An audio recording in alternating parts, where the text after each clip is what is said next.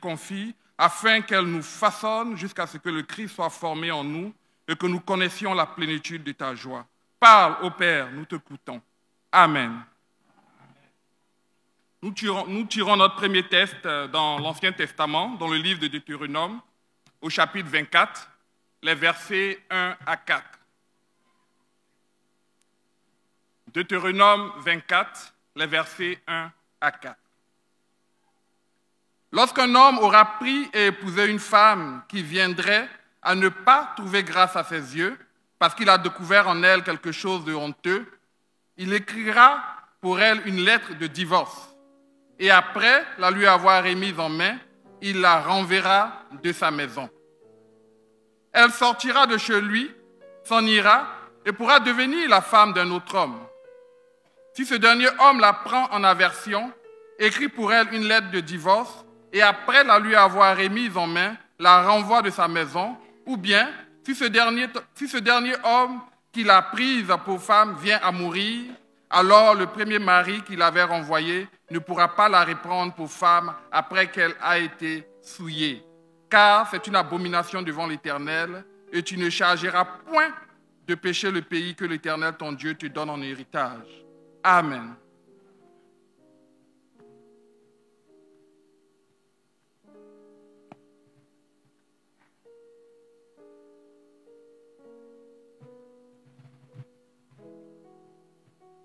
Nous trouvons notre deuxième lecture dans le Nouveau Testament, dans l'épître de Paul aux Romains.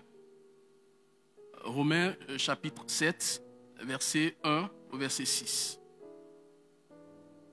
Romains chapitre 7, 1 à 6. Nous lisons. Ignorez-vous, frères, car je parle à des gens qui connaissent la loi, que la loi exerce son pouvoir sur l'homme aussi longtemps qu'il vit. Ainsi, une femme mariée est liée par la loi à son mari tant qu'il est vivant. Mais si le mari meurt, elle est dégagée de la loi qui la liait à son mari. Si donc, du vivant de son mari, elle devient la femme d'un autre homme, elle sera appelée adultère. Mais si le mari meurt, elle est affranchie de la loi, de sorte qu'elle n'est point adultère en devenant la femme d'un autre. De même, mes frères, vous aussi vous avez été, par le corps de Christ, mis à mort en ce qui concerne la loi, pour que vous apparteniez à un autre, à celui qui est ressuscité des morts, afin que nous portions des fruits pour Dieu. Car lorsque nous étions dans la chair, les passions des péchés provoqués par la loi agissaient dans nos membres, de sorte que nous portions des fruits pour la mort. Mais maintenant, nous avons été dégagés de la loi, étant morts à cette loi sous laquelle nous étions retenus, de sorte que nous servions sous le régime nouveau de l'esprit, et non selon la lettre qui a vieilli. Amen.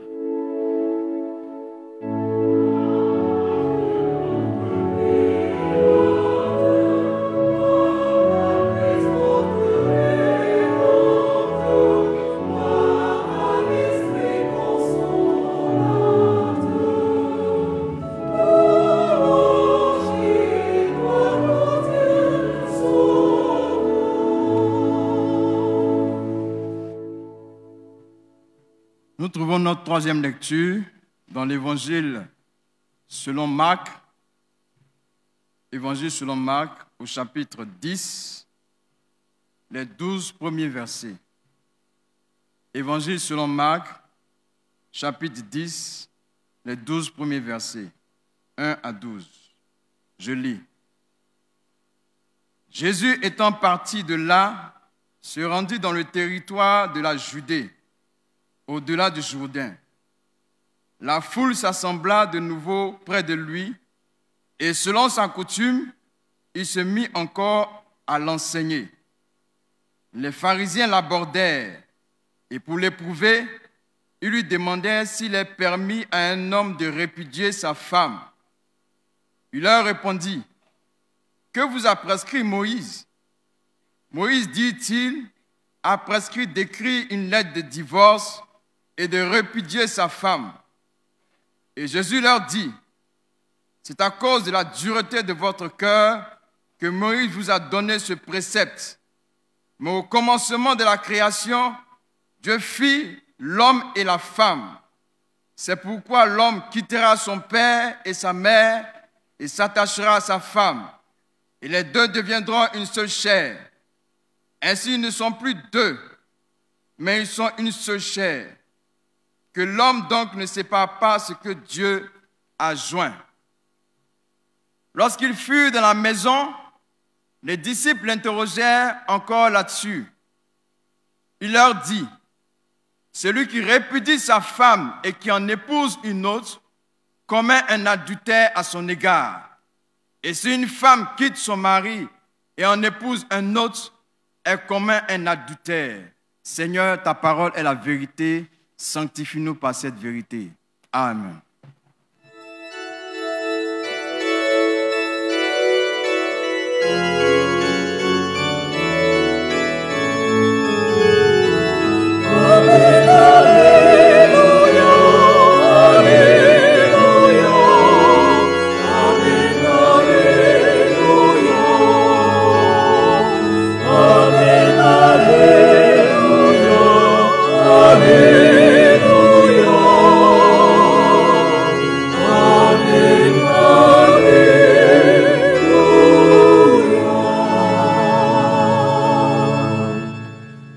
Sont fiers et joyeux quand il y a l'amour.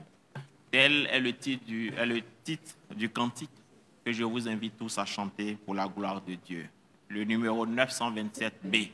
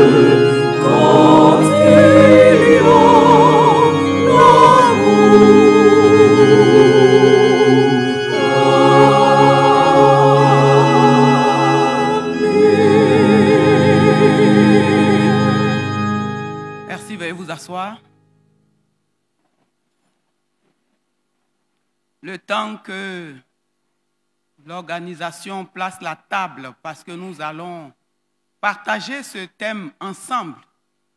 C'est un thème qui fâche.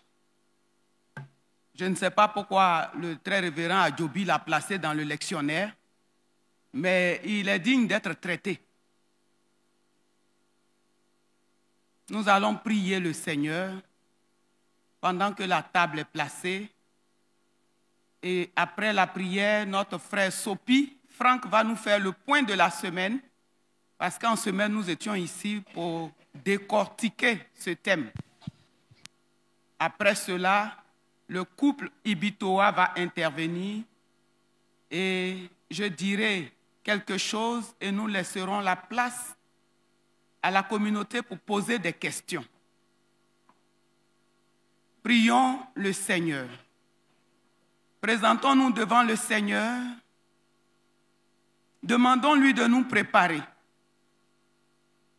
De nous préparer à accepter cette parole, à accepter sa volonté, à écouter, à être une terre fertile pour que sa volonté, rien que sa volonté et encore sa volonté se fasse. Nous allons prier pour nous-mêmes, prier pour des frères et des sœurs dans leur foyer. Élevons notre voix vers notre Dieu et prions le Seigneur. Seigneur, nous te bénissons. Seigneur, nous t'exaltons. Seigneur, nous t'élevons en dignité pour ce jour et pour ce thème qui met beaucoup de personnes, à commencer par moi-même, très mal à l'aise. Mais dans ta maison, nous ne venons pas pour que tu nous caresses dans le sens du poil, mais pour que tu nous montres ce que nous devons faire pour que ton règne descende sur cette terre. Parce que tu fais de nous témoins, témoins de ta parole, lumière du monde, celle de la terre. Nous sommes là, Seigneur. Nous sommes là pour toi. Et nous voulons, à travers ces moments que nous passons aujourd'hui dans ton sanctuaire, avec ces tests si durs, te dire que même là encore, nous sommes là. Merci parce que tu sais te faire présence et tu nous accompagnes dans ce moment. Père, au nom de Jésus-Christ, visite-nous. Au nom de Jésus-Christ, prépare-nous. Au nom de Jésus-Christ, fais tomber nos préjugés, nos clichés et accompagne-nous dans ce moment au nom de Jésus. Amen. Amen. Amen. Amen. Amen. On est dans la présence de Dieu, on ne saurait être triste. C'est la meilleure place où il faut être parce qu'une heure passée dans ses parvis vaut mieux que 1000 ailleurs. Frère Sopi, I give you the floor.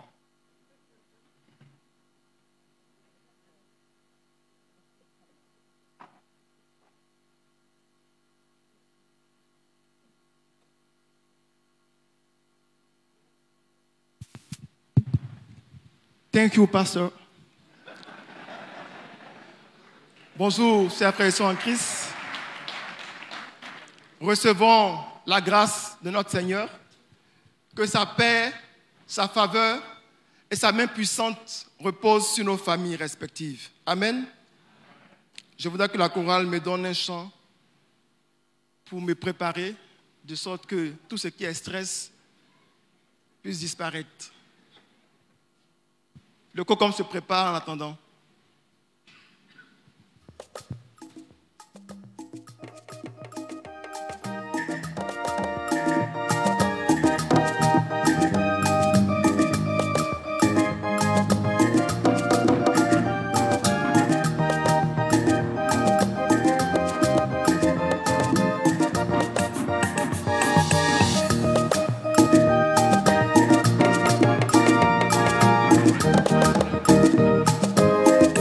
Pour chrétiens.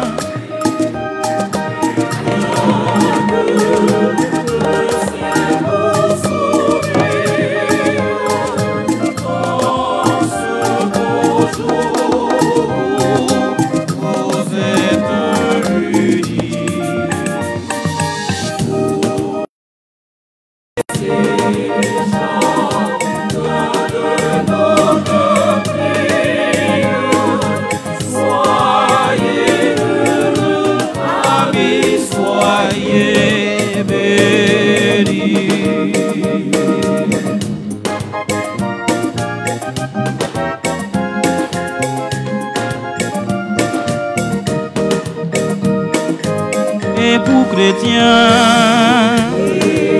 Et pour chrétiens,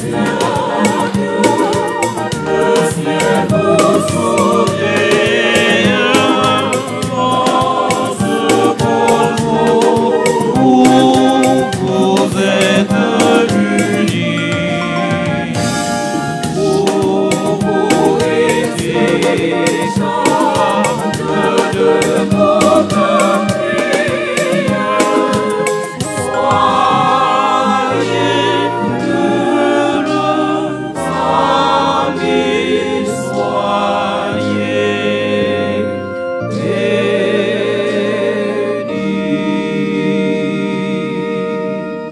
Merci à la chorale. Pendant 3 jours, nous avons été très enrichis grâce au Seigneur Jésus-Christ qui a permis que sa servante, la révérende Begré-Pierrette, puisse être inspirée pour nous accompagner durant la semaine de la famille. Le thème reformulé est « Le genre de choses qui détruisent les familles que les femmes n'aiment pas chez les hommes et vice-versa ». On voit déjà un homme très fâché, une femme également fâchée. Donc, on n'a pas fait la synthèse de nos travaux. Le premier jour, nous avons fait l'état des lieux. Donc, les hommes ont parlé, les femmes aussi ont parlé. Donc, chacun a parlé. En résumé, qu'est-ce qu'on trouve? En face de ce que les hommes n'aiment pas, notamment le mensonge, les femmes répliquent le manque de confiance. L'infidélité chez les hommes, pareil chez les femmes, sous toutes les formes. La trahison chez les hommes, l'ingratitude chez les femmes. La désobéissance et le manque de respect, et les femmes répliquent le manque de respect également. Le plus d'attachement à un autre que son mari, et les femmes répliquent le manque d'affection, de tendresse, d'appréciation et le dénigrement. L'indiscrétion que reprochent les hommes, les femmes répliquent en disant le manque de décision ferme. L'insoumission, les femmes autoritaires, les femmes disent l'excès d'autorité. Le soupçon et la curiosité folle. Ici, on parlait du fait qu'on regardait dans les portables des hommes sans permission. Les femmes répliquent les cachotteries et le manque de communication. Le manque de confiance, pour les femmes, c'est le manque de confiance également et les soupçons. Les fatigues sans cesse répétées dans le lit conjugal. Les femmes répliquent la paresse sexuelle, pas trop demandeur et égoïste. L'affairage maladif, les absences répétées des hommes. Le manque de prière chez les deux. Les mauvaises cuisinières, les femmes répliquent en disant la non-assistance dans les tâches ménagères. La paresse et le manque d'ambition, elles répliquent le manque d'ambition également. L'abandon du foyer aux filles de maison et les palabres avec les filles de maison. Les femmes disent les hommes sont irresponsables. Les querelles et la colère, les femmes n'aiment pas les hommes violents. Les murmures et les grognes, les femmes n'aiment pas le manque de culture des hommes. La monotonie sous toutes ses formes, le vice sous toutes ses formes également chez les femmes. La jalousie chez les hommes, le travail excessif sans vacances. Le manque de considération entraîne le manque de savoir-vivre et le manque de douceur. L'humiliation de l'homme entraîne l'humiliation et les insultes de la femme. Les rancunes chez l'homme entraînent le manque de respect de ses engagements chez la femme. Le manque d'hygiène corporelle, vice-versa. Les retards, l'addiction à l'alcool, le bavardage inutile, la nervosité chez les femmes. La contestation sans cesse, le manque de communication et la mauvaise écoute. Le désordre chez les hommes, le désordre chez les femmes. La mauvaise gestion des ressources financières de la maison par les femmes. Elles répliquent le manque de déclaration sincère du salaire et autres revenus. La non-contribution aux dépenses de la maison, elles reprochent l'avarice des hommes. La couverture des bêtises des enfants, elles reprochent en disant le manque d'implication dans l'éducation des enfants. L'agissement sans consultation de l'autre, le manque de décision de responsabilité. Le haussement du ton, l'intimidation chez les femmes. L'exposition de la vie du couple au dehors, la consultation de la vie de la mère avant celle de la femme. Les nombreuses et mauvaises compagnies, vice-versa. Le jeûne décidé de façon unilatérale que les hommes reprochent. Les femmes répliquent l'oubli de dates importantes, anniversaires et mariages. La présence intempestive des beaux-parents dans le couple, vice-versa. Les dettes à non point finir. Ici, je vais faire une petite remarque, c'est que les hommes reprochent aux femmes de prendre l'argent avec leur mari et ne pas rembourser. Les femmes Les femmes répliquent en disant, la trop grande générosité de l'homme hors de la maison. L'oubli des prêts consentis auprès du mari, l'avarice des cadeaux dans les cadeaux et les sorties au restaurant. La non-acceptation des beaux-parents, le manque de visite à la belle famille chez la femme, la comparaison du mari à d'autres hommes, le manque de considération et de priorité de l'épouse.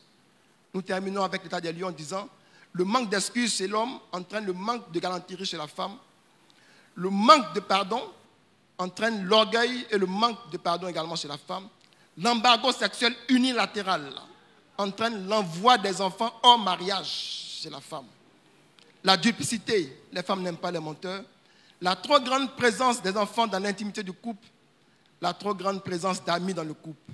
Et enfin, l'adultère, vice-versa.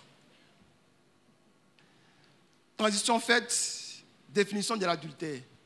Nous avons fait une définition terre à terre et pratique en disant l'adultère, c'est un adulte qui est tombé à terre. Tombé par rapport au standard de Dieu, tombé par rapport à notre engagement de fidélité. Quelles en sont les causes?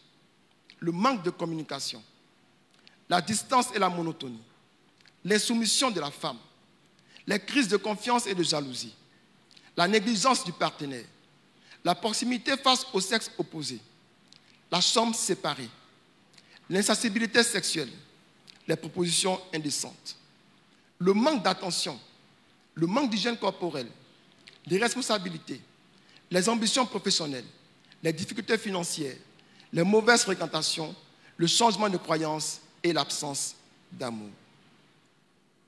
Quelles en sont les conséquences? Les risques de maladie et de mort, la destruction de la cellule familiale, le foyer est brisé, l'humiliation et les déshonneurs pour les coupables et leurs proches, l'impact sur les carrières professionnelles, mutation, renvoi. Quelle solution? Donc, au cours de ces journées, il y a eu des ateliers et chacun a proposé des solutions que nous avons mis ensemble. Avoir une union dans le couple, avoir une complicité entre l'homme et sa femme, avoir une communication active, avoir de la transparence dans le couple, avoir un amour sincère l'un envers l'autre, avoir un couple enraciné dans la parole de Dieu, avoir un culte familial, avoir une satisfaction culinaire et sexuelle, avoir la piété d'obéissance, ne pas avoir trop d'amis de sexe différents, ne pas avoir de mauvaise compagnie. Quelques illustrations de l'adultère.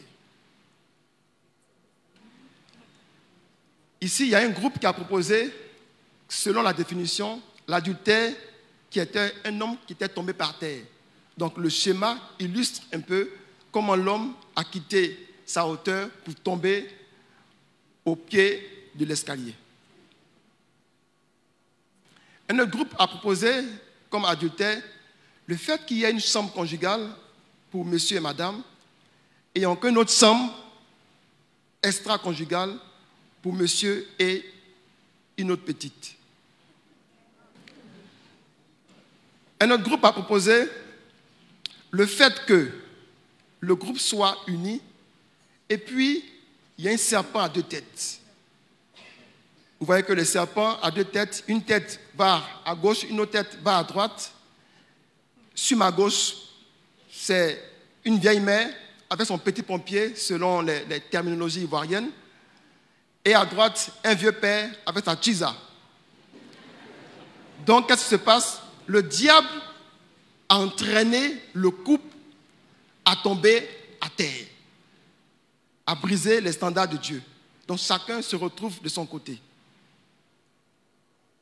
Le divorce.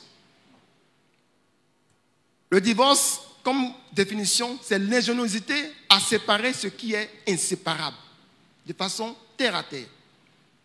Illustration. Nous avons dans notre culture le manioc.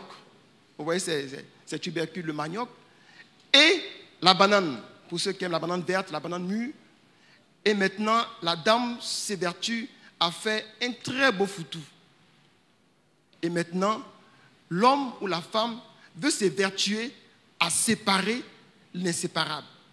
Donc, personne d'entre nous, je mets à défi, quelqu'un qui est capable de venir séparer le manioc de la banane après que le foutou soit pilé avec ses 4 beaux pleins. Illustration du divorce. Nous voyons aussi un cœur brisé. Donc le divorce, quelles que soient les causes, a toujours un pincement au cœur. Donc c'est le cœur qui en pâtit en premier. Autre illustration qu'un groupe a proposée, le divorce, nous voyons un homme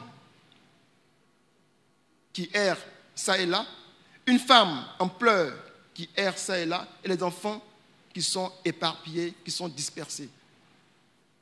Donc c'est l'illustration qu'un groupe a proposée comme divorce. Et notre groupe propose le divorce, le fait que l'homme et la femme prennent des chemins différents. Et l'enfant, pour ne pas dire les enfants, sont au milieu. Il ne sait pas quel chemin emprunter. Il ne peut pas se diviser. Or, c'est leur fils unique. Il va où? Il suit où? Donc c'est l'illustration que le groupe a proposée pour montrer, pour représenter ce que c'est que le divorce. Le remariage, une définition simple qui a été prise, c'est après un premier mariage, il y a quelque chose qui vient le briser pour divers motifs, ce qui se solde par un second mariage. Les sources du remariage, le décès d'un des conjoints, la rupture par décision judiciaire, la rupture suite à une répudiation et la rupture de l'engagement. Pour le chrétien, c'est une alliance indissoluble et une alliance avec Dieu. Et comme on a lu, c'est à cause de la dureté du cœur qui a été permis de donner une lettre de répudiation. Il y a aussi le cas du conjoint non croyant qui demande le divorce. 1 Corinthiens 7, verset 15. Les conséquences du remariage, la souffrance endurée par les enfants, la manipulation des enfants, la famille recomposée et l'impact sur le témoignage de l'Église.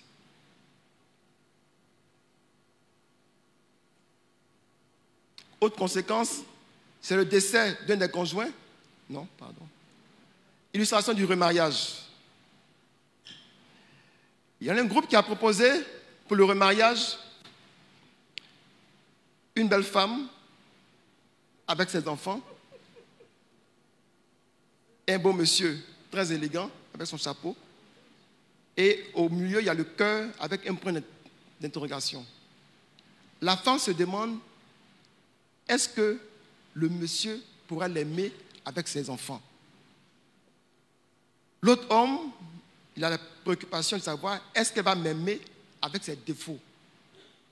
Donc même quand on doit se remarier, il y a plein d'interrogations que les deux partenaires se posent. Autre illustration, nous voyons une case. Monsieur vient avec ses enfants, madame aussi vient avec ses enfants, et les deux vont s'unir pour se mettre ensemble. Donc, pour illustrer le remariage, la famille recomposée. Et enfin, pour le remariage, il y a une veuve avec ses enfants, il y a un veuf avec sa fille, et les deux se remarient. Synthèse des illustrations. Ici, nous voyons la synthèse des 3 thématiques. L'adultère, avec une femme et un monsieur. Le divorce, le cœur qui est brisé. Le remariage, l'anneau qui au départ était complet et qui à la suite est fendu. En conclusion, nous avons pu dire que tout est permis, mais tout n'est pas utile. Tout est permis, mais tout n'édifie pas, selon 1 Corinthiens 10, verset 23.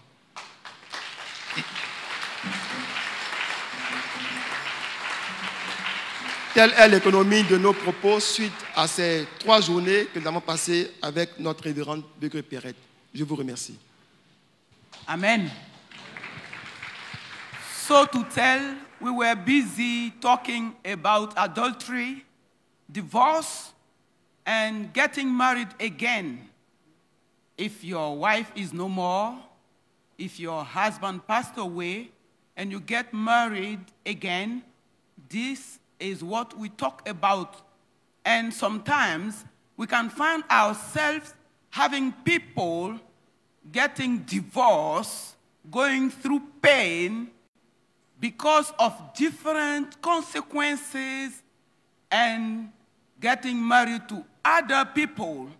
Still, in all this, in the midst of all this, the children are those who are suffering. This is the summary of our week. Nous allons maintenant appeler ici le couple Ibitoa pour son intervention. Je vous remercie. Merci beaucoup. Thank you very much. God bless you. Thank you.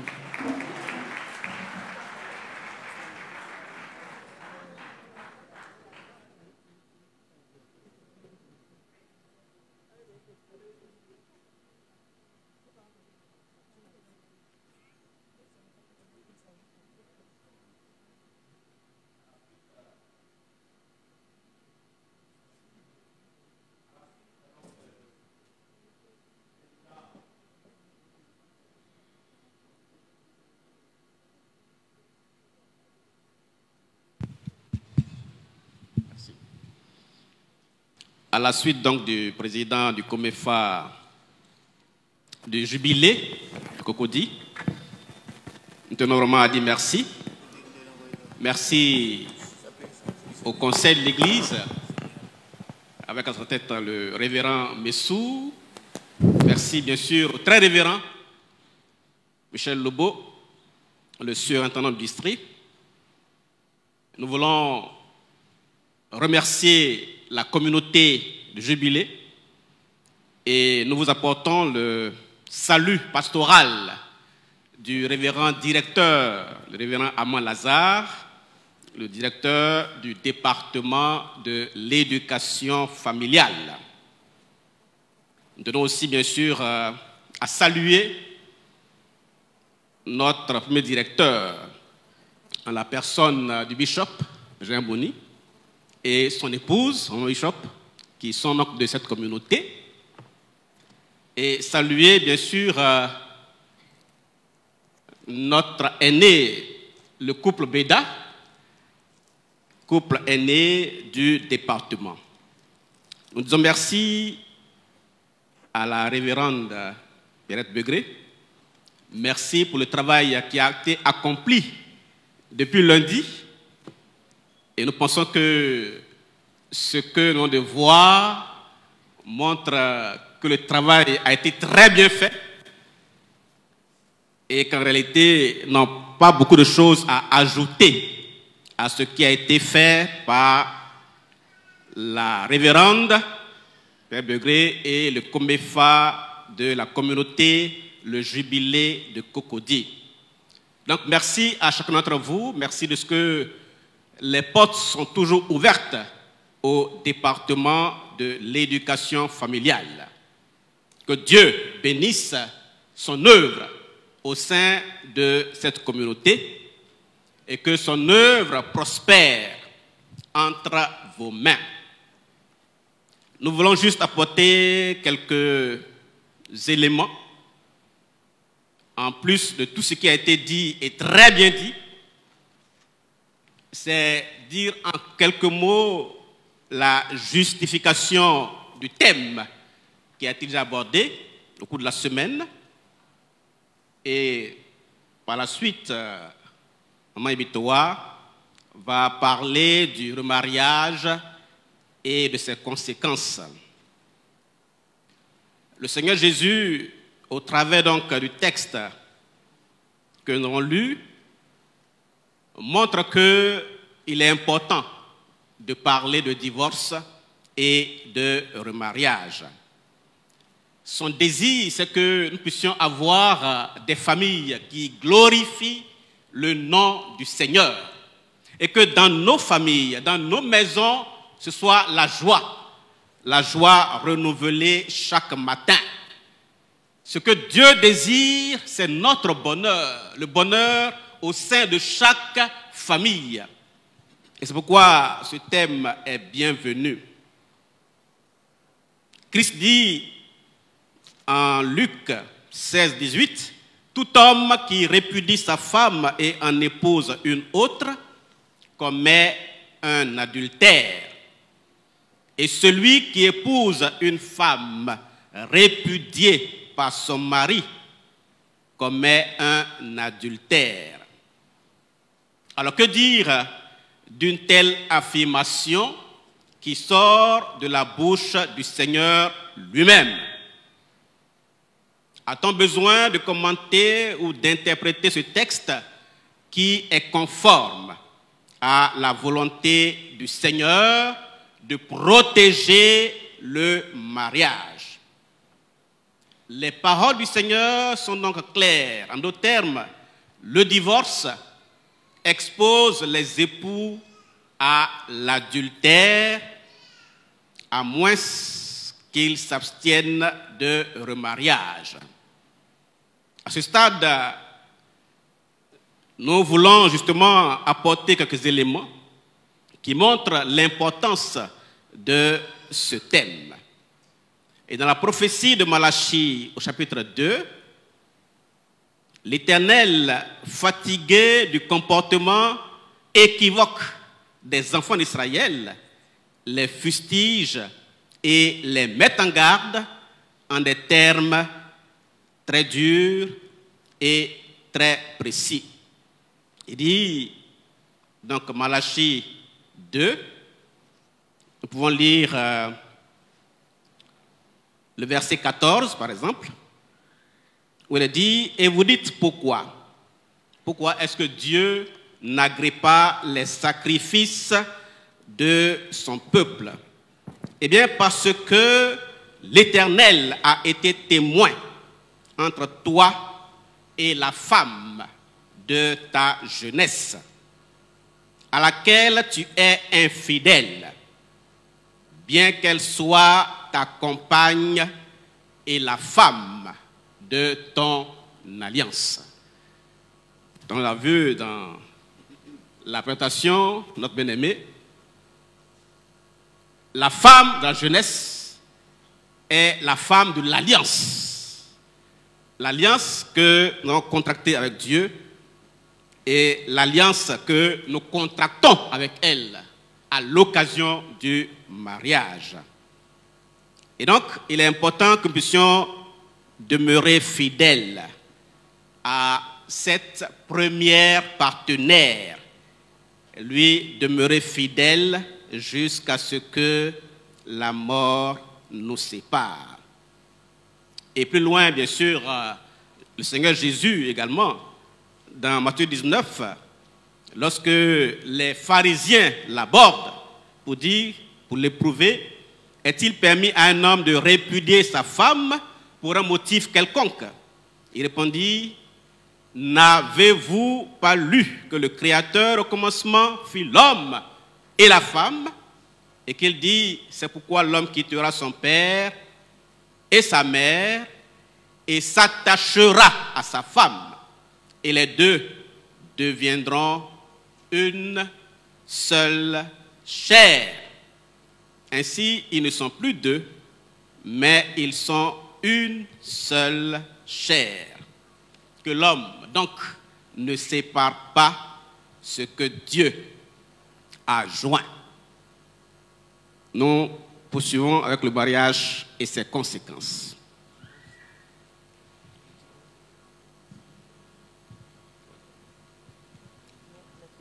Les conséquences du remariage.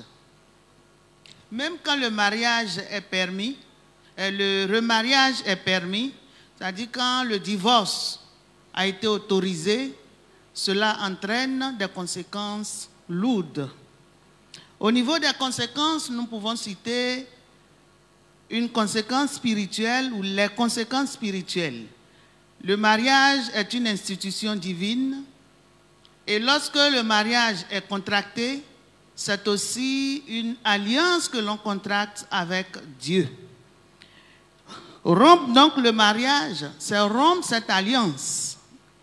Parce que le jour du mariage, il y a une parole forte que l'assemblée aime entendre et acclame. Souvent, il y a des murmures. Je te promets de te chérir, de t'aimer. Vous pouvez continuer la suite jusqu'à ce que la mort nous sépare.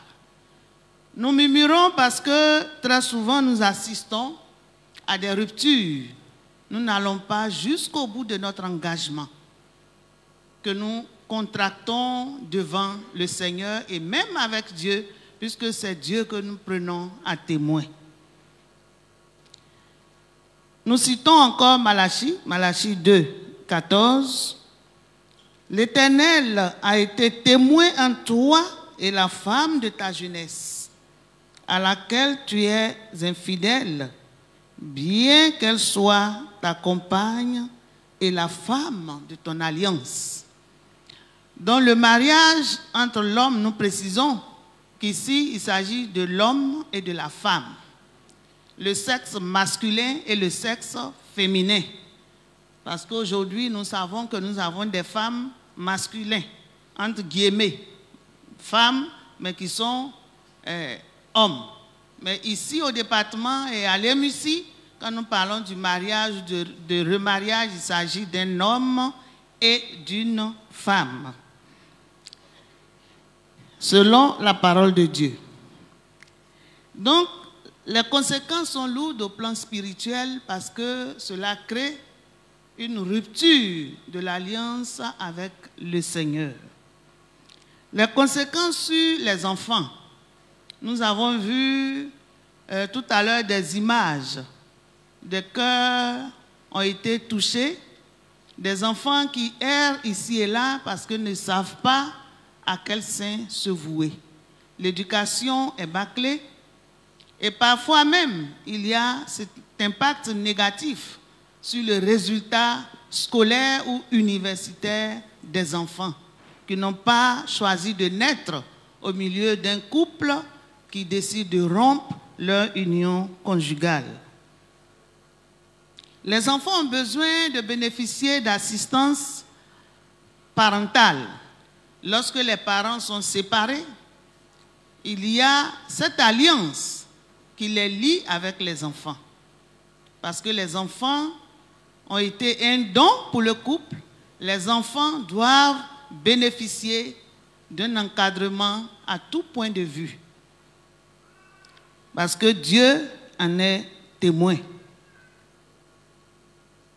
Les parents divorcés ou remariés tombent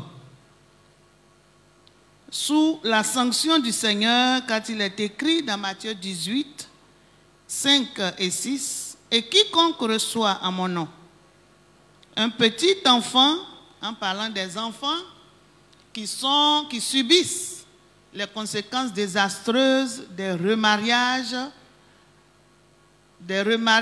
que nous décrions. Le Seigneur, par rapport à cette attitude face aux enfants ou aux conséquences que subissent les enfants, l'Éternel nous rappelle en Matthieu 18, 5 et 6 que quiconque reçoit en mon nom un petit enfant comme celui-ci me reçoit moi-même. Mais si quelqu'un scandalise un de ces petits qui croient en moi, il vaudrait mieux pour lui qu'on suspendît à son cou une meule de moulin et qu'on le jetât au fond de la mer. Ainsi, le remariage entraîne en général la souffrance des enfants, surtout dans leur éducation, comme nous l'avons dit plus haut. Ici, il faut mettre l'accent sur le fait qu'on s'adresse aux couples qui connaissent le Seigneur ou qui ont connu le Seigneur et qui sont passés par cette crise matrimoniale. Les conséquences sur les conjoints au niveau financier et matériel, nous savons, nous vivons tous dans des sociétés et nous savons que parfois, lorsqu'il y a même décès d'un conjoint, parce que le remariage, nous l'avons dit, il y a le cas du décès d'un des conjoints. Dans tous les cas, les enfants, très souvent, en souffrent, même dans le partage des biens, surtout quand les parents ont amassé beaucoup beaucoup de bien. Ils doivent se référer aux décisions des tribunaux, parfois pour pouvoir régler ces problèmes. Les conséquences sur l'Église. Le remariage.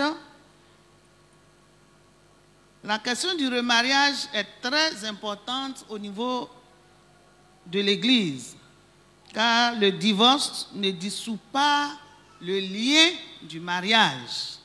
Un couple vivant qui divorce, la parole nous dit que Dieu qui a été témoin de l'union, lui, il n'a pas ratifié le divorce parce que Dieu ne se dédie pas. C'est lui qui dit que personne ne sépare ce que Dieu a uni. De fait, le remariage est un cas de casse-tête pour les responsables chrétiens ou les pasteurs. Pour ceux-ci, faut-il autoriser le remariage alors que l'un des conjoints ne désire pas divorcer? Il y a aussi des cas où le marié veut le divorce, madame ne veut pas, vice-versa. C'est un véritable problème. Même dans le cas où les deux conjoints désirent se séparer dans la perspective d'un nouveau foyer, la tâche de l'Église n'est pas plus aisée. Souvent, on parle de divorce à l'amiable. Même quand ça se fait à l'amiable, l'Église n'est pas aisée de prononcer un divorce. En effet, en se fondant sur le texte de Matthieu 5, 32, où Jésus déclare « Mais moi, je vous dis, celui qui renvoie sa femme, sauf pour cause d'infidélité caractérisée, l'expose à devenir adultère. » Matthieu 5, 32. Oui, c'est Matthieu 5. Ces responsables, nos conducteurs, pasteurs, doivent, dans le cas du processus de remariage, se poser la question de savoir s'ils agissent conformément à la volonté du Seigneur.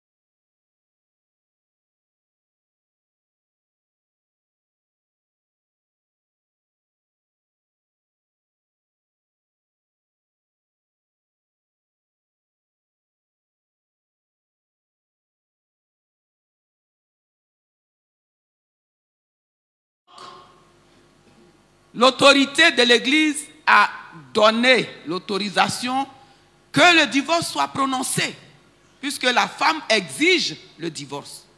Et ensuite, le jeune homme s'est remarié. Et l'homme pour qui elle a quitté son mari, 2 ans après, l'a laissé pour aller prendre une autre femme. Et elle revient demander à l'Église de ramener le cœur de son mari vers elle. Je vous laisse la question. Non, calmez-vous, ce n'est pas la guerre. J'ai dit que je vous laisse simplement la question. Il s'est déjà remarié. Vous voyez pourquoi je me concentre sur le texte de Deutéronome. Tout part de la dureté de cœur. Il y a un des conjoints qui veut que le mariage ne soit pas rompu. Et l'autre qui est déjà parti. Les Akiens disent osé. Ah non, non. Il est parti depuis ou elle est partie depuis. En ce moment-là, l'Église peut donner l'ouverture à celui qui ne voulait pas partir mais qui a été lâché en cours de route de se remarier. Bien-aimés, le sujet n'est pas facile. Ce que je voudrais dire, pour ne pas prendre trop de temps, c'est que dans tout cela, quand l'adulte tombe à terre, quand il y a déchirure, c'est comme ça que moi je définis le divorce, la déchirure. Et quand il y a remariage, tout le monde en souffre. Celui ou celle qui était dans le ménage en souffre. Et souvent, on met l'accent sur le volet, la loi. La loi, que dit la loi? Mais il faudrait qu'on mette aussi l'accent sur le volet que ressent celui ou celle qui n'a jamais rêvé dans sa vie de partir dans un divorce et de se remarier. Qu'est-ce qu'il ressent? Parce que quand ces situations arrivent, le frère ou la sœur qui a décidé de partir a ses oreilles qui sont hermétiquement fermées. Et la personne avec qui elle veut refaire ou il veut refaire son ménage est une personne qui dit « Tant que moi je suis là,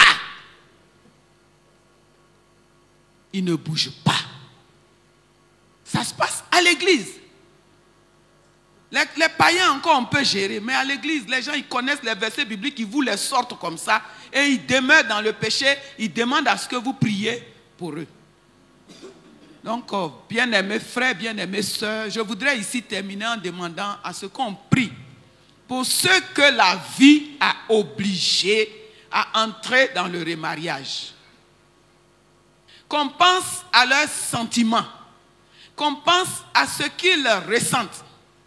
Dans une telle situation, tu te sens comme un vase brisé. On a beau recoller les morceaux, on voit les fissures. Et comme l'Église est la seule armée qui tue ses blessés, tu es déjà dans un camp, dans un groupe. Je disais ici en semaine que je suis contre le remariage. Quand il s'agit d'un homme et d'une femme qui ont divorcé pour aller se retrouver.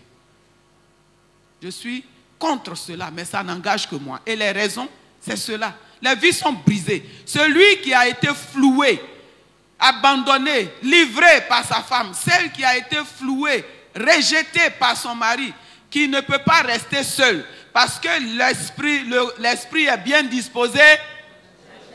Hein? Mais la chair est faible, il vaut mieux se marier que de brûler. Ces personnes-là traversent des traumatismes. C'est parce qu'on est en Afrique qu'on ne gère pas les affaires de traumatisme. Il faudrait penser à eux, penser aux enfants, penser à l'église qui est vraiment mal à l'aise. Il y a des cas où on marie des gens et puis on ne marie pas d'autres. Et les gens ne sont pas contents, ils sont là, ils ont avalé la couleuvre, ils ont ça. C'est pas juste. Et tout ça part de la dureté du cœur. Ce n'est pas la volonté de Dieu. Ce que Dieu veut, c'est que l'homme qui se marie, la femme qui se marie, reste en ménage jusqu'à ce que la mort vienne les séparer.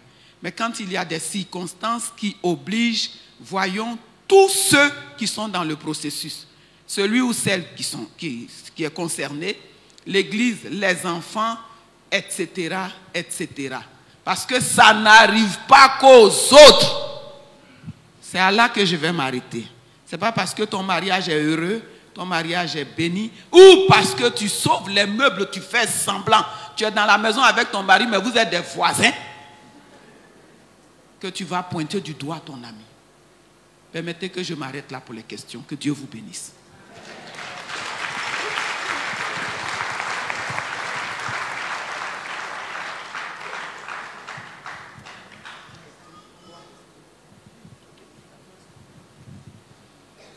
Nous allons prendre 3 questions pour nous enrichir. Il y a 2 mains ici, voilà. On y va. Oui. Vous présentez, posez la question. C'est le frère Sanvi Kodjo, Amen. Je voudrais vous dire merci pour cet enseignement. Ma préoccupation au niveau du mariage est que souvent nous disons que le mariage est béni de Dieu. Un jour nous nous sommes parlé, on a discuté, il y a un frère qui me dit c'est pas tout mariage qui est béni de Dieu. Et tant que chrétien, moi je dis une fois que c'est venu à l'église et que ça a été béni, moi je considère que c'est un mariage qui est béni de Dieu. Mais comme j'ai vu le contraire, je voulais savoir de quel mariage qu'on peut dire ce mariage est béni de Dieu et cela ne doit pas être séparé. Merci.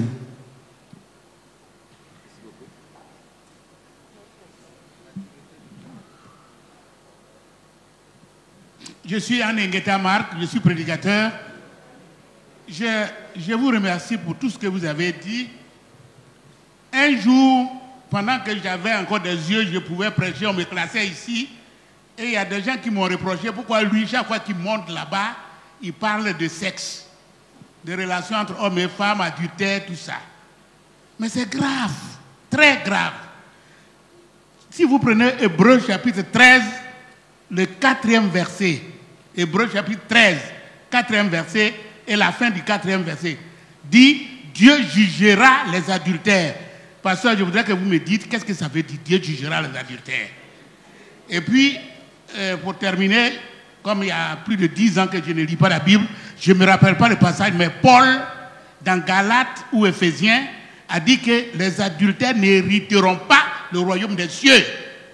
C'est pas assez grave comme ça pour qu'on puisse se permettre de dire Dieu est trop bon, il ne va pas envoyer des gens en enfer. Quand la même Bible dit qu'il y a beaucoup d'appelés, mais très peu d'élus. Il ne faut pas que nous soyons étonnés. Il ne faut pas que nous soyons étonnés. Voilà des choses auxquelles on ne prête pas attention. Et puis on dit l'église a permis et tout ça. Mais la Bible dit que les adultères n'hériteront pas le royaume des cieux. Ce n'est pas aussi grave. Voilà ma question. Que le pasteur me mette.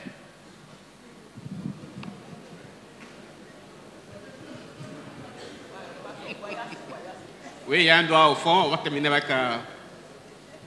Oui, merci beaucoup.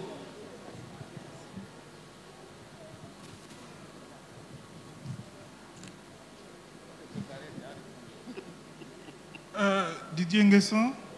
Alors, le terme adultère, divorce, remariage, et dans l'exposé, en fait, on a évoqué le remariage, on a parlé du cas du décès du conjoint et on a fait une certaine conjonction. Et pour moi, ça crée de la confusion parce qu'on n'a pas traité clairement le cas du conjoint ou de la conjointe qui perd, donc du veuf ou de la veuve. Parce que je ne voudrais pas qu'on parte avec une confusion pour dire, comme il y a des conséquences pour le remariage, est-ce que le remariage est souhaité ou bien n'est pas souhaité par le COMEFA pour un veuf ou bien une veuve?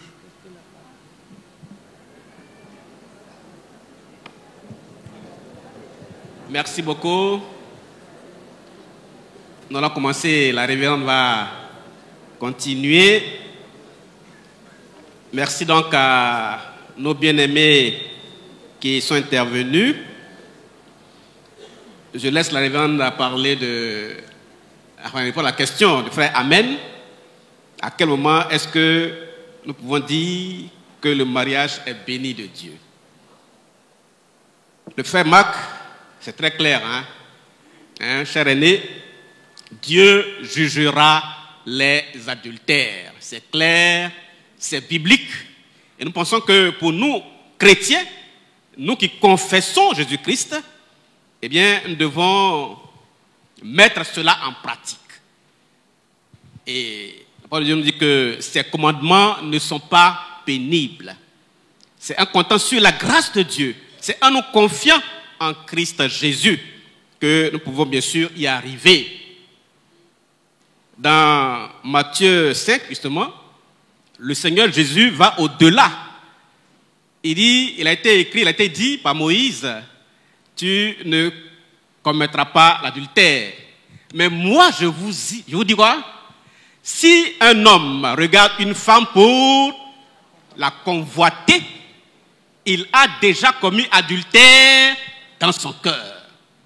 Vous voyez donc, chez l'homme, finalement, on n'aime pas les yeux. Hein, l'homme a de gros yeux, est-ce que nous disons dans la formation. Et la femme a de grosses oreilles, de grandes oreilles, pour écouter de bonnes choses. L'homme a de gros yeux, c'est pourquoi le Seigneur dira que nous devons aimer. Paul l'a dit dans Éphésiens 5, nous devons aimer notre femme, notre épouse, comme Christ a aimé l'Église. Vous voyez, le texte insiste sur l'amour chez l'homme. C'est pour dire que nous devons éviter, comme l'a dit ce grand évangéliste américain, Billy Graham, nous devons éviter le deuxième regard, nous les hommes. Le premier regard est furtif, mais le second regard est chargé de convoitise. Donc, arrêtons-nous au premier regard. On a regardé une fois, on l'a vue belle, c'est bon. Ne regardons pas une seconde fois, car bien souvent la seconde fois est chargée de convoitise. Et la femme, bien sûr, est appelée à se soumettre à son homme parce que Dieu l'a dotée de beaucoup de qualités. Et nous pouvons donc montrer que la femme qui aime entendre de bonnes choses doit bien sûr toujours continuer d'aimer son épouse. Donc, cher aîné Marc, Dieu jugera les adultères. Frère Didier, la veuve peut se remarier. Donc, le veuf comme la veuve, le remariage est autorisé pour le veuf comme chez la veuve. Le texte de Romains 7 le montre si bien. Romains 7, l'apôtre Paul montre que quand on est marié, eh bien, cela dure jusqu'à ce que la mort nous sépare. Mais une fois que la mort intervient, eh bien, l'alliance avec l'autre conjoint, cette alliance est rompue, de fait. Donc, le veuf ou la veuve peut se remarier, et donc l'Église leur demande d'observer une année au moins. Une année, le temps, bien sûr, de digérer ce qui s'est passé avec le conjoint qui est décédé. Une année au moins, c'est ce que l'Église demande comme temps d'observation pour pouvoir justement se remarier. Donc, le veuf ou la veuve peut se remarier. Si le désir, bien sûr. Tu veux dire quelque chose?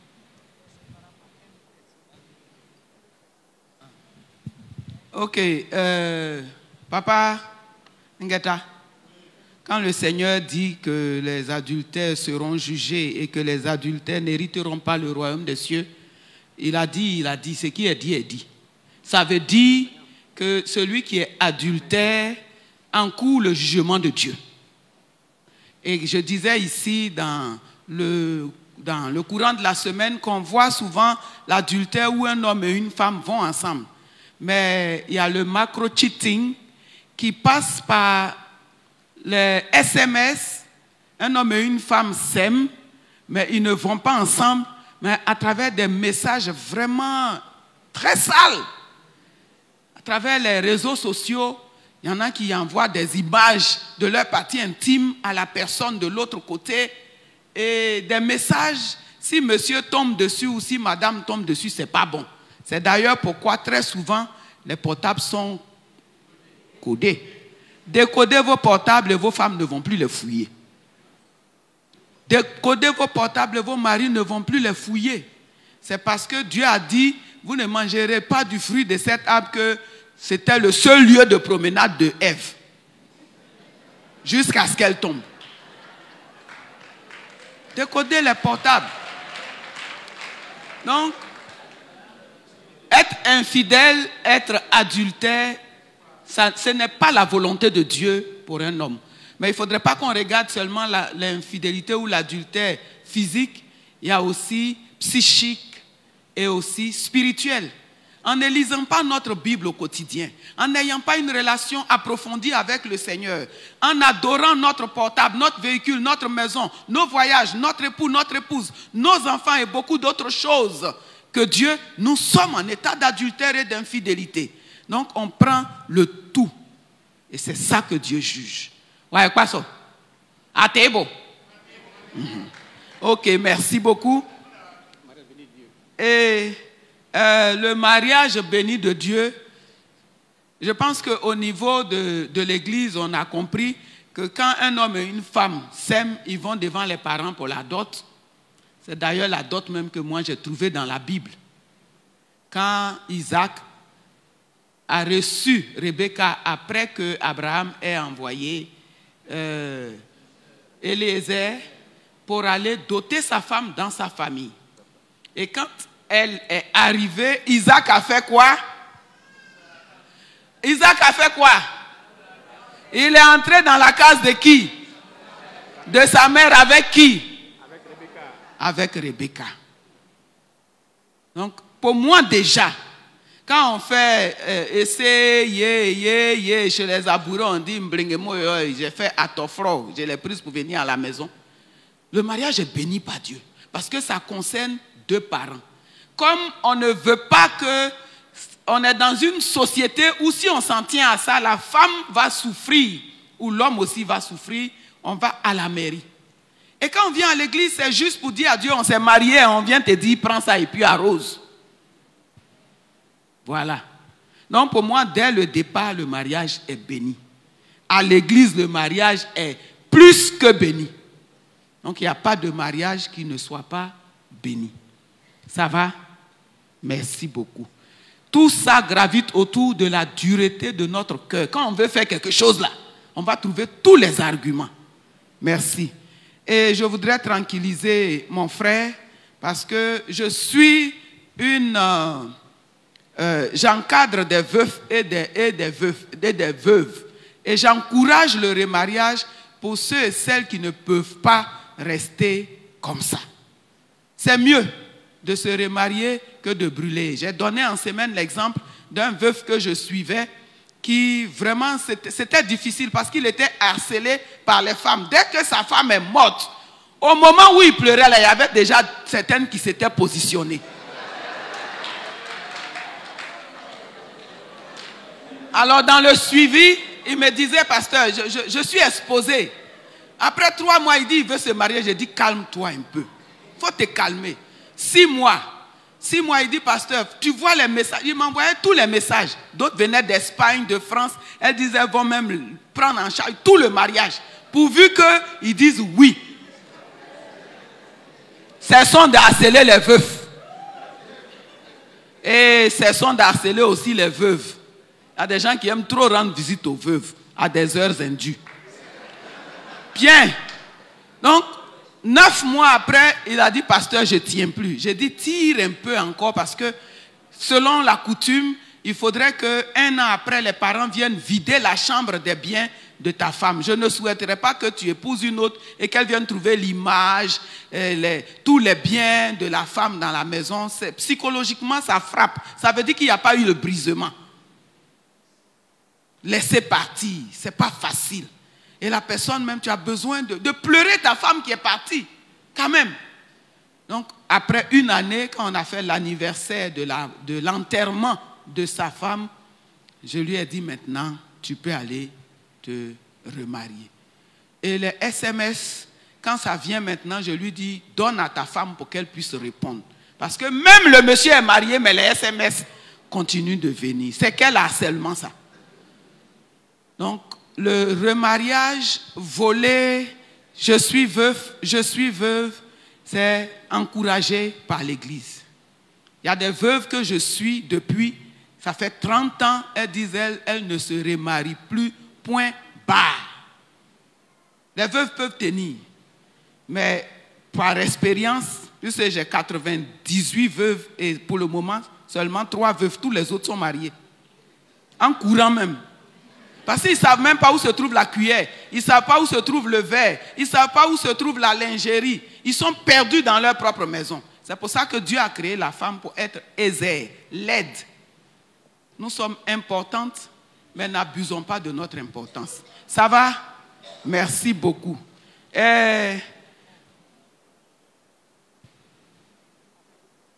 Bien, merci. Je pense qu'on va faire un dernier tour parce que le regard de pasteur Messou devient perçant au niveau de ma nuque. On va faire un dernier coup, un dernier tour de questions et puis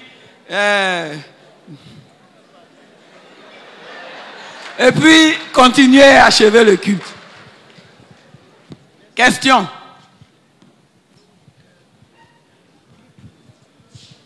Oui, les 3 ici. Merci beaucoup. À l'hôtel. D'accord. Donc, les 3 d'abord. D'accord.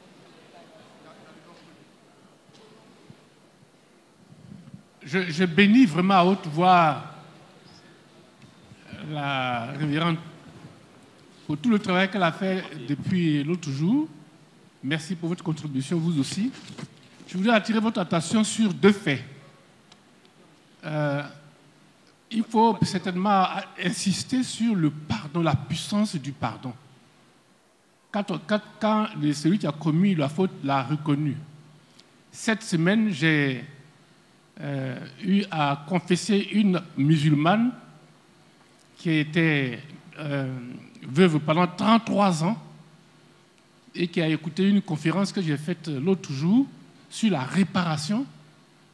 Et elle est venue à mon domicile pour se confesser et je lui ai dit que Dieu lui pardonne tous ses péchés d'adultère ou d'autres mauvaises compagnies. Et vous ne pouvez pas vous imaginer quand quelqu'un sent le pardon de Dieu dans sa vie, quel que soit comment s'appelle l'adultère qui a été commis, mais que la personne a reconnu. Ça, c'est la première chose. Insister sur la puissance du pardon pour celui qui reconnaît la faute. Ça, c'est la première chose. La deuxième chose, c'est que dans les autres conférences qu'on va faire, dans les autres études qu'on aura à faire, il faut certainement insister sur la puissance ou bien le mystère du rendez-vous. Pour que les foyers ne se dissolvent pas, il faut souvent encourager le rendez-vous des conjoints. Pour nous qui sommes, n'est-ce pas, chrétiens, le premier rendez-vous, c'est tous les matins, on prie ensemble, on médite la parole, c'est extraordinaire comme puissance de soudure des couples. Et puis dans la semaine, indépendamment, n'est-ce pas, comment ça s'appelle, de la méditation, se retrouver au moins 2 heures spécialement pour parler de nos amours. Ce n'est pas pour s'engueuler, ce n'est pas pour faire n'importe quoi, mais on dit je t'aime, qu'est-ce qui ne va pas, ou tu as mal, on ne parle que de nos amours. Il faut encourager le rendez-vous entre les couples. Merci.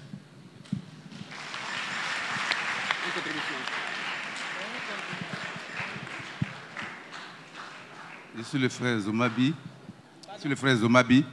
Je voudrais parler de la responsabilité de l'Église dans certains cas. La vie à 2 est psychologique, est psychique, et je vous remercie d'avoir utilisé ce mot.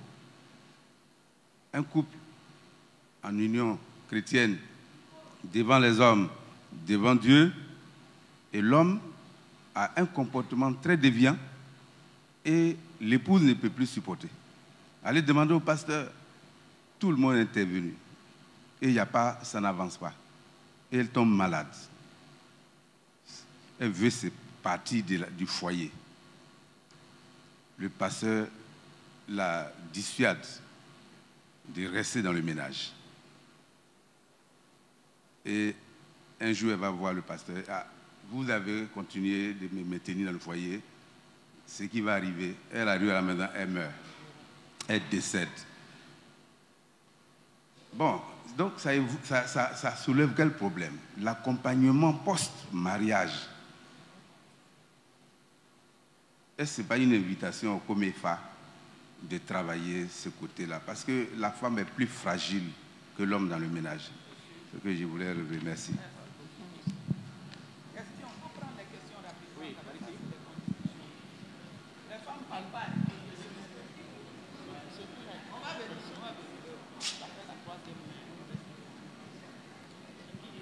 Merci bien à la table séance.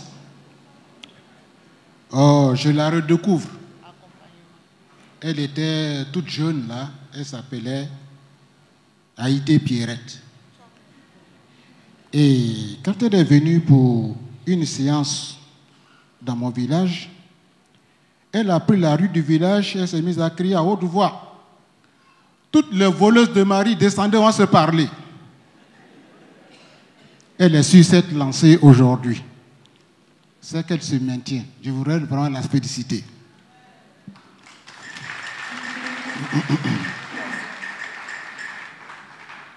Le deuxième point, je voudrais dédier au COMEFA. Le document qui a été lu et sorti, il serait bien qu'on le partage à l'Assemblée, de faire le lier et de le partager à l'Assemblée. Je voudrais qu'on fasse attention entre mariage béni et mariage à bénir. Madame la pasteur, faisons attention entre mariage béni et mariage à bénir dans notre communauté. Je lance un appel à tout le monde, à ceux qui sont du milieu judiciaire, magistrats, tous ceux que nous connaissons, parce qu'officiellement, on est en train de glisser dans nos traditions la polygamie. Je dois dire officiellement, la polygamie est sur la table pour devenir officielle en Côte d'Ivoire. Quelle est notre position dès maintenant? Il faut qu'on se montre. Je vous remercie.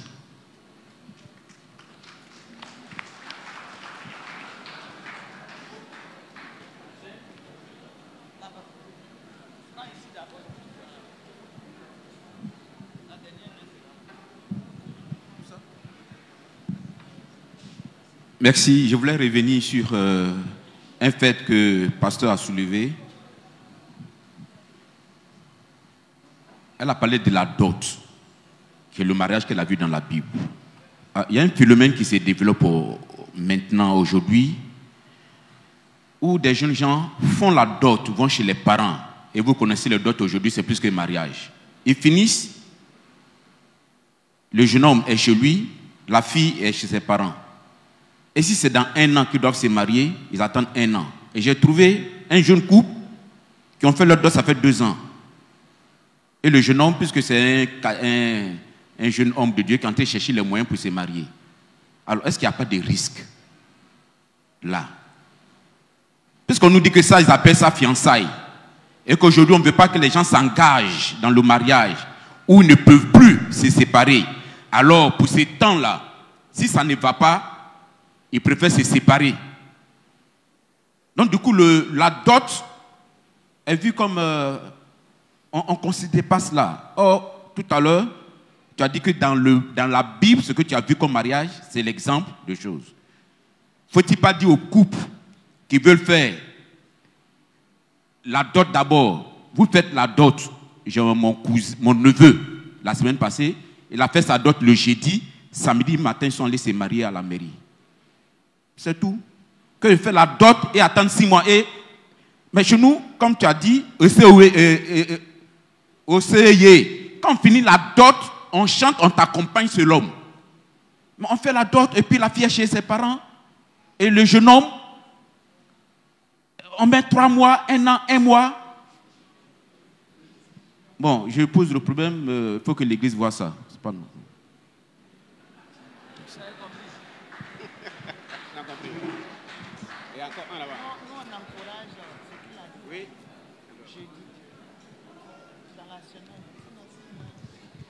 C'est une dame qui relève le défi. Bonjour, chers parents. Je prends le micro pour me positionner au niveau des enfants. Je me nomme Nyaye Jessica. Je me positionne au niveau des enfants parce qu'effectivement, le remariage ou le divorce brise quelque chose dans l'enfant. Et je ne pense pas qu'il y ait dans l'Église un lieu où on suit les enfants qui ont vécu ce genre de choses. Parce que généralement, on ne le voit pas automatiquement sur 1 an ou 2 ans. Mais quand, par exemple, l'enfant grandit et qu'il est arrivé au thème où il doit se marier, il y a toutes ces émotions-là qui remontent, où l'enfant peut, par exemple, se braquer pour dire « moi, je ne me marie pas ». Alors que même se braquer, c'est comme être rebelle. Et la rébellion, on sait que Dieu n'aime pas la rébellion. Donc, face à ça, j'aimerais qu'on penche un peu vers les enfants pour pouvoir suivre, que ce soit des orphelins, que ce soit des enfants issus de divorce, pour qu'ils puissent être suivis, pour que tout puisse être recréé dans leur mentalité, dans leur manière de voir les choses. Parce que le divorce crée une nouvelle image pour dire on peut divorcer, c'est possible. Le remariage crée pour dire on peut prendre une deuxième personne, c'est possible. Et souvent, même dans les relations avant le mariage, c'est aisé pour cette personne de dire je m'engage aujourd'hui, je divorce, je m'engage, je me sépare dans 1 mois, 2 mois, 3 mois, 4 mois. Ça devient quelque chose d'habituel, alors que ce n'est pas quelque chose de faisable. Je vous remercie.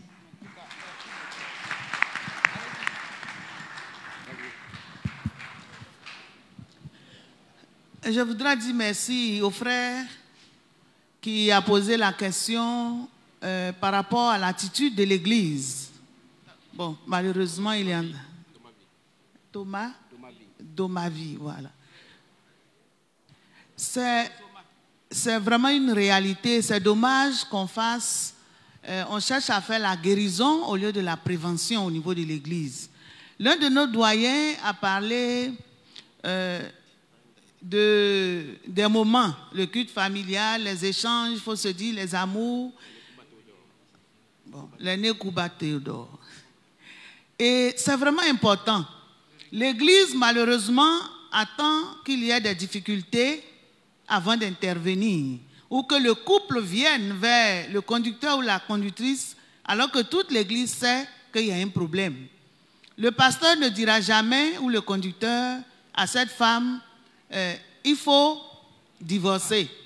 Mais c'est important de pratiquer la relation d'aide, qui est une stratégie d'accompagnement pour pouvoir permettre à chaque conjoint de se connaître lui-même, de découvrir en lui ce qui pourrait être latent, enfin des problèmes latents au niveau du couple. Et je crois que le COMEFA, on va en parler au niveau de la direction pour qu'on puisse penser justement à la prévention. Parce que le cœur qui n'a pas reconnu encore ce qu'il y a comme difficulté, parce qu'il y a des choses que nous traînons depuis notre enfance. Un homme qui a vu son père battre tout le temps sa femme, rabrouer sa mère, il va de soi que lui aussi, sans le vouloir, va vouloir copier ce qu'il avait vu ses parents faire. Donc c'est très important la prévention. Il y a des cas que nous connaissons où il y a eu la mort, parce qu'on couvre. Mon mari est, excusez-moi, soit pasteur, il n'est pas forcément à l'église méthodiste, hein, c'est un responsable. Bon, si je vais dire, cela va discréditer mon époux, et il y a des femmes qui ont souffert pendant des années, ça s'est soldé par la mort. Alors que l'encadrement, l'accompagnement des couples et la méditation de la parole de Dieu, parce que c'est bon de venir à l'église, mais si la parole de Dieu n'a pas trouvé des racines, n'a pas de racines dans nos cœurs, parce que c'est du cœur que tout vient, cela est vain. Donc, Juste, merci beaucoup.